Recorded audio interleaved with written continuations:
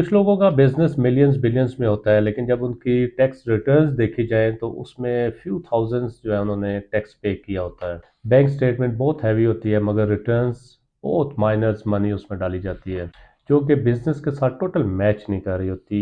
ये है रिफ्यूज़ल की मेन कॉज। जब तक आपकी रिटर्न्स और बैंक स्टेटमेंट आपस में मैच नहीं करेंगी, वीज़ा ऑफिसर कभी सेटिस्फाई नहीं होगा। Like there is example, few days back एक रिफ्यूज़ल मैंने देखा जिसमें बैंक स्टेटमेंट में मिलियंस की ट्रांजैक्शन है, लेकिन end of the year returns सिर्फ 67,000 रुपीज़ डिपॉजिट करवाए गए। हालांकि उस शख्स के भाई की बेटी जो है वो कनाडा में थी और उसकी शादी थी, उसके बावजूद भी उसका वीज़ा रिफ्यूज़ कर दिया गया। हालांकि वो जेन्युइन बिजनेसमैन था, कई बार थाईलैंड, सिंगापुर, दुबई विजिट भी करके आया। उसकी स्टेटमेंट बिल्कुल कंप्लाई नहीं कर रही थी उसके रिटर्न्स के साथ।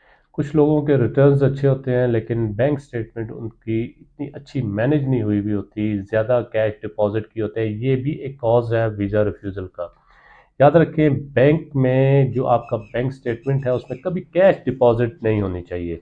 और वन थिंग मोर, एक और भी कॉज है जो बड़ा इम्पोर्टेंट है कि हैवी ट्रांजैक्शंस। बिजनेस आपका लाखों का है, ट्रांजैक्शन मिलियंस की है, या बिजनेस आपका मिलियंस का है, ट्रांजैक्शन लाखों हजारों की है। ये भी एक फैक्टर है जिसकी वजह से आपका वीज़ा रिफ्यूज़ हो जाता है। ओबियसली जो वीज़ा ऑफिसर है वो सोचेगा ना, एज सडन ये इतनी बड़ी अमाउंट कैसे आ गई है, छोटा सा बिजनेस है, बड़ी अमाउंट, चले लेट्स सपोज बड़ा भी बिजनेस है तो एकदम से हैवी अमाउंट कैसे आ गई है। तो वो भी आपको क्लियर करना पड़ता है कि ये अमाउंट कहाँ से आई है।